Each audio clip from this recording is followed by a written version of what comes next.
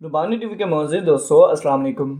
प्यारे दोस्तों, अमूमी तौर पर यही देखने को मिलता है कि जब किसी हवाई जहाज को हादसा पेश आता है तो उसमें मौजूद तमाम अफराद हलाक हो जाते हैं। इक्का दुक्का वाकयात ऐसे होते हैं जिनमें जहाज के हादसे में कोई जिंदा बच जाए। ऐसी एक मिसाल 2020 में पाकिस्तान में पेश आने वाले फ्लाइट PK 803 के हादसे में भी देखने को मिली, जब पंजाब बैंक के सरबराह जफर मसूद इस हादसे में महफूज रहे थे।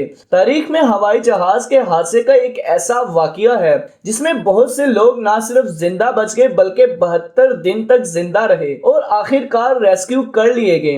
इन लोगों ने जिंदा रहने के लिए ऐसा खौफनाक तरीका अपनाया था कि सुनकर ही रूह कांप जाए। बस आज की इस वीडियो में मैं आपको इसी जहाज के हादसे के मुतालिक बताऊंगा कि इसके साथ क्या हुआ और ये लोग 72 दिन तक कैसे जिंदा रहे। ये तमाम तफसीलात जानने के लिए मेरी आपसे गुजारिश है कि इस वीडियो को आखिर तक जरूर देखिएगा।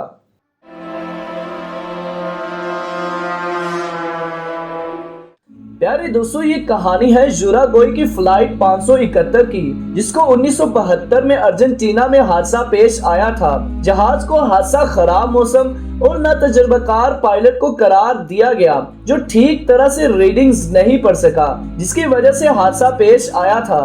तैयारी में तकरीबन 40 अफराद सवार थे, जिनमें से 19 का ताल्लुक क्रिश्चियन क्लब रग्बी यूनियन की टीम से था। हादसा 13 अक्टूबर 1972 को पेश आया था, जबकि 72 दिन बाद 23 दिसंबर 1972 को जहाज को तलाश किया गया।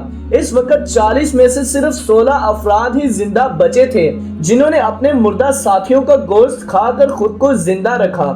इस बदकिस्मत तैयारी को हादसा एक पहाड़ी सिलसिले में पेश आया था, जहां दूर दूर तक पहाड़ ही पहाड़ थे।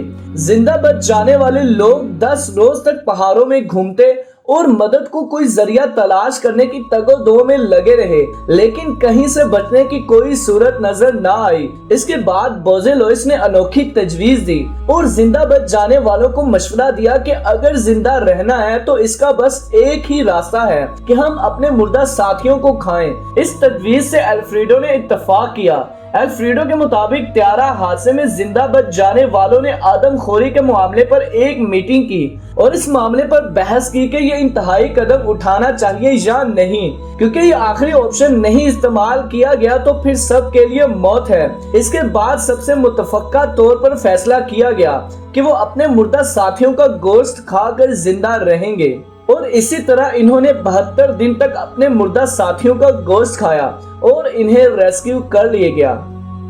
तो जी हाँ प्यारे दोस्तों, आप इस फ्लाइट के मुतालिक क्या कहना चाहेंगे कमेंट में जरूर बताइएगा। तो इसी के साथ वीडियो का इख्तिताम होता है और वीडियो अच्छी लगने की सूरत में हमारे चैनल को लाइक शेयर सब्सक्राइब जरूर कीजिएगा। अपना और अपने घर वालों का बहुत सारा ख्याल रखिए। अल्लाह हाफिज।